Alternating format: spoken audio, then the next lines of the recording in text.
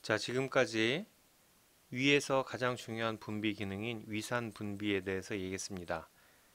이 위산 분비는 굉장히 강력하고 산도도 굉장히 높죠. 그래서 위 점막에 상당히 큰 자극이 될 수 있고 이 위산 분비로부터 우리 몸을 특히 식도와 십이지장과 위를 보호할 수 있는 풍부한 알칼리성 점액이 분비가 같이 됩니다.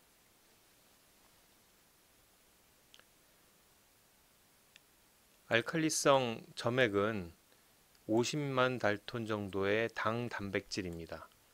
이 당 단백질이 4개가 다이설파이드 결합을 하고 있는 사량체의 모습을 하고 있습니다. 점액이라고 하는 것은 점도가 높다는 뜻이죠. 분자량이 높을수록 점도가 높아지는 게 일반적입니다. 단량체로 있는 것보다는 사량체로 분자량을 높인 상태가 좀 더 점도가 높겠죠.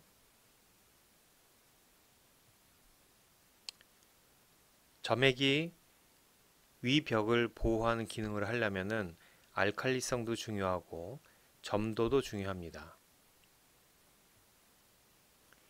이 당 단백질은 과립안에 저장되어 있다가 미주신경이 아세틸콜린 자극을 하거나 위산 자극을 하거나 아니면 기계적 손상이 되면은 분비가 촉진이 됩니다. 단백질이기 때문에 펩신에 의해서 분해가 되고 단량체가 되면 점성을 잃게 됩니다. 아래 그림으로 알칼리성 점액을 보겠습니다. 50만 달톤 정도의 당 단백질이 4개가 이렇게 다이설파이드 본드를 하고 있으면서 결합이 되어 있는 사량체의 모습으로 구성되어 있습니다. 이 사량체의 경우에 이제 비스코시티, 점도가 높은 상태가 되죠. 얘네들이 펩신에 의해서 이 설파이드 본드가 깨지게 돼서 단량체가 되면은 점도를 잃어버리게 됩니다. 점도도 중요하다고 얘기를 했습니다. 자, 이렇게 사량체의 모습으로 분비된 알칼리성 점액은 약 1mm 정도의 두께로 위 점막 장벽을 형성합니다. 이 점액은 일단 기본적으로 윤활작용을 하면서 위상피세포를 기계적인 손상으로부터 보호하는 그런 역할을 1차적으로 해주죠. 그뿐만이 아니라 점성이 높기 때문에, 다시 말해서 유동성이 적기 때문에 위 내강에서 상피세포까지 pH를 단계적으로 높여서 중성화시켜서 상피세포의 손상을 방지해 줍니다.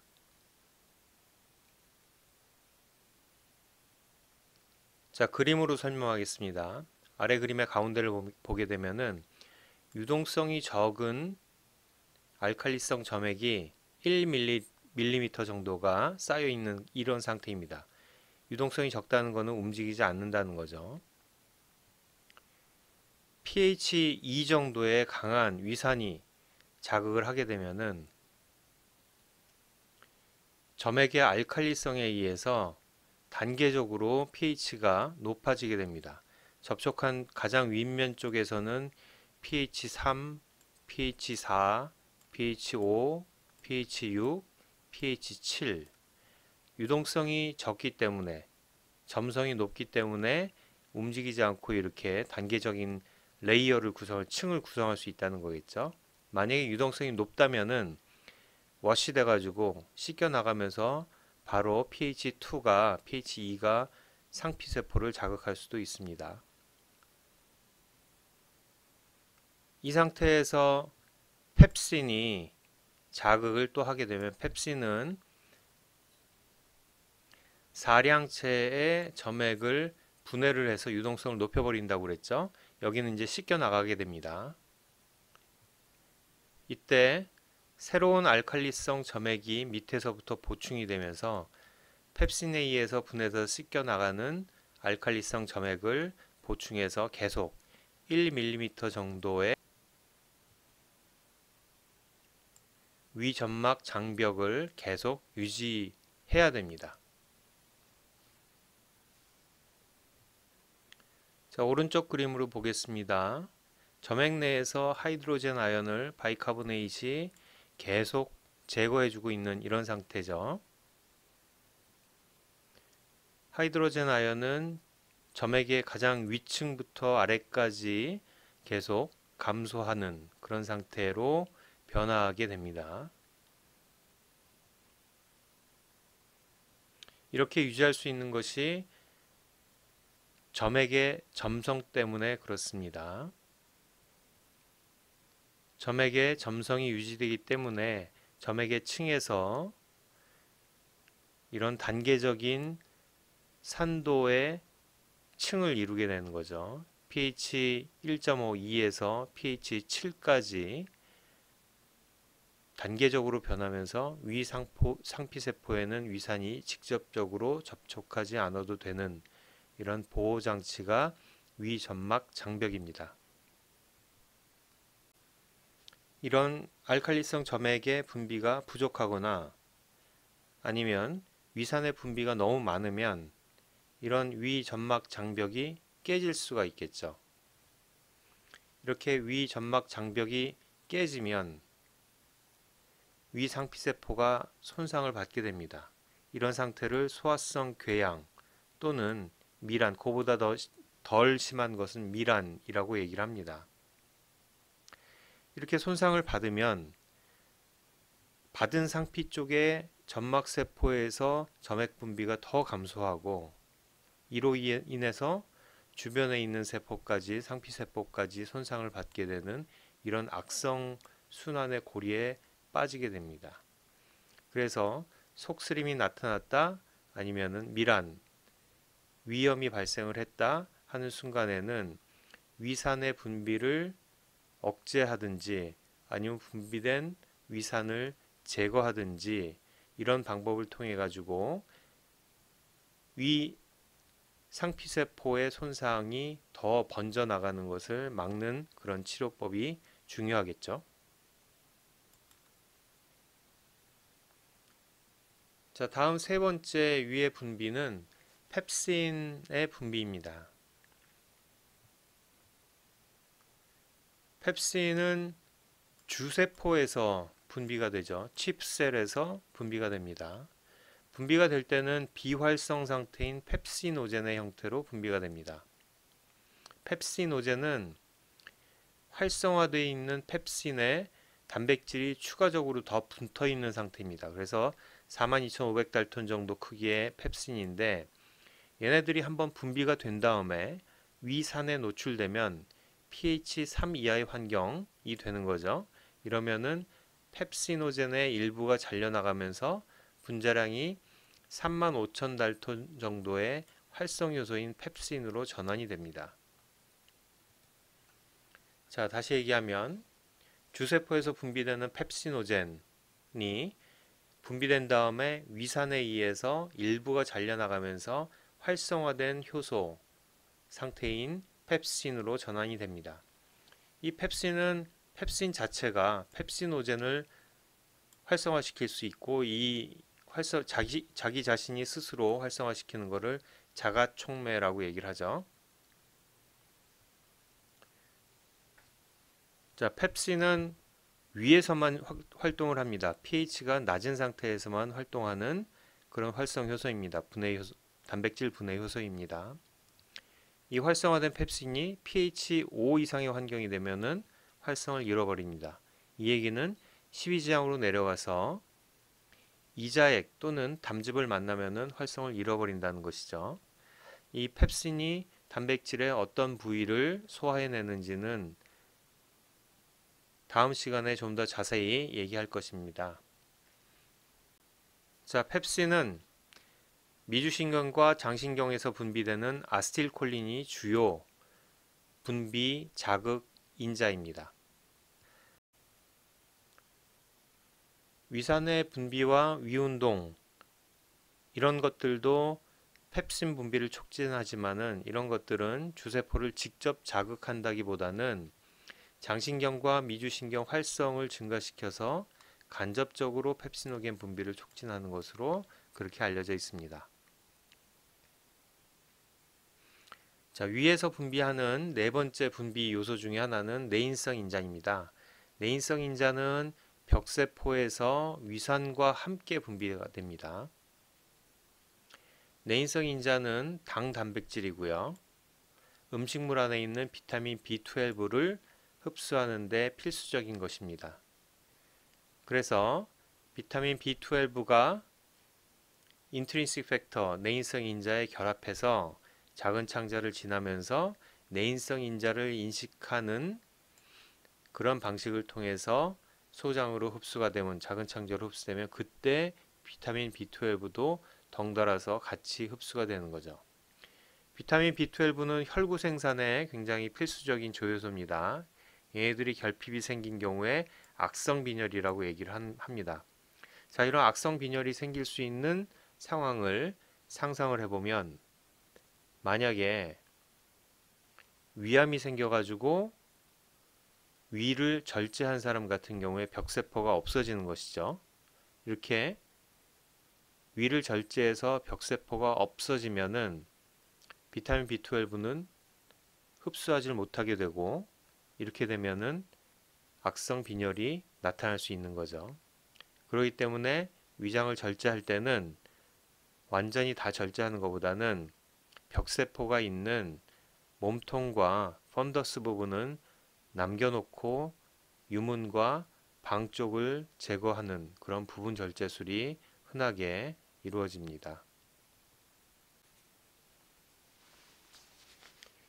위에서 분비되는 다섯 번째 물질은 가스트린입니다. 가스트린은 앞에 얘기한 것들과는 다르게 내분비되는 그런 물질이죠. 유문샘에 있는 G세포에서 분비를 하는 호르몬입니다. 가스트린은 두 종류가 있는데요. 아미노산이 34개인 G34와 아미노산이 17개인 G17이 있습니다.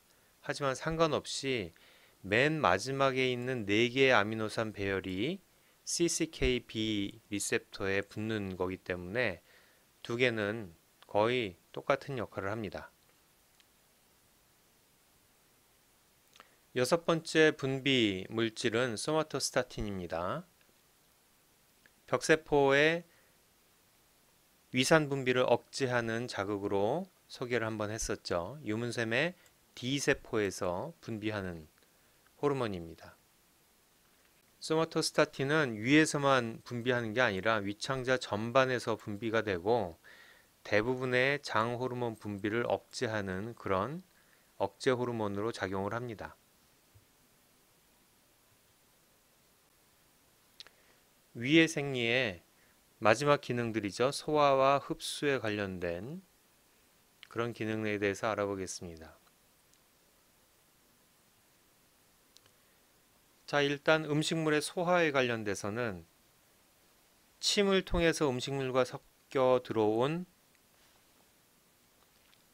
아밀라아제가 아직 위장의 바닥 부분에 지금 음식물과 같이 있죠.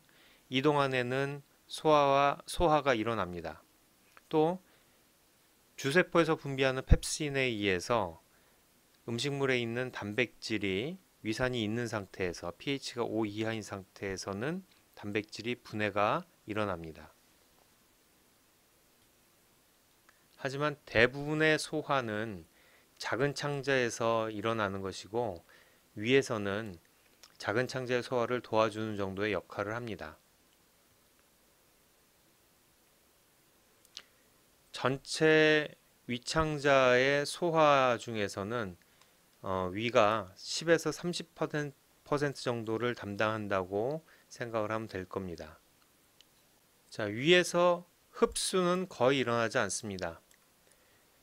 너무 풍부한 위산이 나와 있고 그거를 보호하기 위해서 위 점막 장벽을 만들고서 위 상피세포가 음식물과 접촉하려는 것을 아예 금지하고 있는 그런 상태가 되겠죠.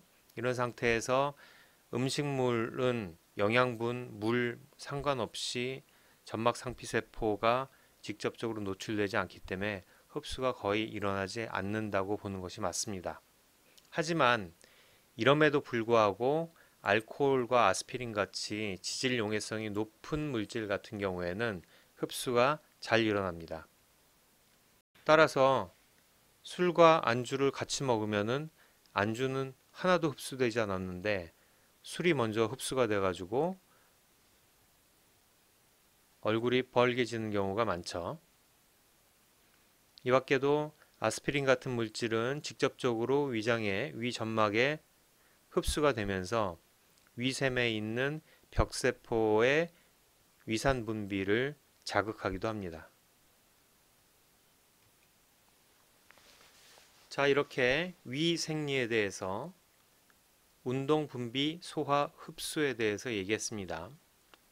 운동도 5가지 정도의 운동을 얘기했고, 그 다음에 분비도 6가지 정도의 분비물을 얘기를 했습니다. 소화와 흡수는 그렇게 크게 중요하지 않은 위의 기능이라고 얘기했습니다. 가장 중요한 것은 위산의 분비가 임상적으로 질병이랑 많이 연결되어 있기 때문에 이 부분에 대해서 좀 더 자세히 살펴볼 필요가 있습니다. 자, 마지막으로 그림을 통해서 가장 중요한 위산 분비와 위산 분비를 조절하는 기전에 대해서 정리하면서 강의를 마치도록 하겠습니다. 먼저 위산 분비는 위 바닥과 몸통에 많이 있는 벽샘에 있는 벽세포에 의해서 위산이 분비된다고 얘기했습니다. 벽샘의 위천부에 하이드로젠 포타슘 펌프들이 엄청나게 많이 존재를 하겠죠. 이런 하이드로젠 포타슘 펌프를 통해서 약 300만 배의 농도차를 극복을 하면서 하이드로젠 아연을, 수소 이온을 뿜어냅니다. 위산을 뿜어냅니다. 이 벽세포가 하이드로젠 아연을 뿜어내는 것을 자극하는, 증가시키는 그런 리셉터로는 M3 리셉터와 CCKB 리셉터가 GQ를 통해서, 그리고 히스타민 H2 리셉터는 GS를 통해서 자극을 촉진한다고 했습니다. 반면에 소마토스타틴과 프로스타글란딘 E2 리셉터 같은 경우에는 억제한다고 그랬죠. 이 벽세포를 가장 크게 자극하는 그런 세포는 그 주변에 있는 ECL 세포라고 그랬습니다. ECL 세포에서 분비하는 히스타민이 주변 분비에 의해서 벽세포를 자극해가지고 위산 분비를 가장 크게 촉진한다고 했습니다. 이 ECL 세포는 위장관의 디스텐션에 의해서 장신경계가 반응을 해서, 또는 뇌상에서 위산을 분비할 때는 베이거스 너브 미주신경이 자극을 해서 아스틸콜린을 분비하면은 아스틸콜린을 받아들이는 M3 수용체가 ECL 세포에 있어서 히스타민 분비가 촉진되게 됩니다. ECL 세포는 CCKB에서 가스트린에 의해서도 자극을 받아서 분열도 하고 분비도 촉진한다고 그랬죠. 요 그림에서 나와 있는 CCK2라고 되어 있는 게 CCKB입니다. 장신경이나 미주신경에서 분비되는 아스틸콜린을 한번 볼까요? 이 장신경이나 미주신경에서 분비되는 아스틸콜린은 벽세포도 자극하고 ECL 세포도 자극하고 또 G세포도 자극을 합니다. 반면에 D셀, 소마토스타틴을 분비하는 D셀은 억제하는 그런 역할을 합니다. D셀에 G셀에 연결된 장신경과 베이거스 너브는 그 말단에서 아실콜린이 아닌 GRP를 분비한다고 그렇게 얘기했습니다. 마지막으로 분비를 촉진하는 G셀을 한번 봅시다. G셀 같은 경우에는 프로테인의 자극에 의해서 가스트린의 분비가 촉진되기도 합니다. 이렇게 분비된 가스트린은 혈액으로 들어가서 내분비 작용을 하는 거죠. 그래서 혈액을 타고 위 몸통과 바닥에 존재하는 벽샘에 있는 벽세포에 가서 호르몬 내분비 작용을 하게 됩니다. 이 G세포라는 것은 엔트럼에 주로 존재하죠. 위 방에 존재합니다. 주변 분비로 위 몸통과 위 바닥까지 기어가기는 확산되어 가기는 불가능하죠. 분명히 가스트린은 혈액으로 들어가서 위 몸통과 위 바닥에 가서 역할을 하게 됩니다. 자, 마지막으로 D셀은 위창자 전반에 다 분포되어 있다고 그랬죠. 물론 위방과 유문 쪽에도 많이 있습니다. 여기서 생성되는 소마토스타틴도 혈액으로 들어가서 위 몸통과 위 바닥에 존재하는 벽세포를 억제하기도 하죠. 하지만은 몸통과 위 바닥에도 엄연히 D셀이 존재하면서 소마토스타틴이 나오고 얘네들은 주변 분비를 통해서도 충분히 벽세포나 또는 ECL 세포를 억제해서 분비를 억제합니다.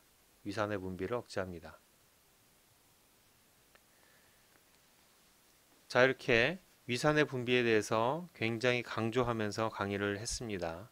위산의 분비, 그리고 위산을 분비를 조절하는 거, 위산의 분비로부터 내 몸을 보호하는 작용, 이런 것들이 위에 관련된 질병을 만드는 그런 병태생리에 중요한 역할을 하고 또 이들을 치료하는 치료제 개발에도 타겟이 될 수 있기 때문에 매우 중요한 기전입니다. 꼭 숙지해야만 합니다. 자, 이것으로 네 번째 강의를 마치겠습니다.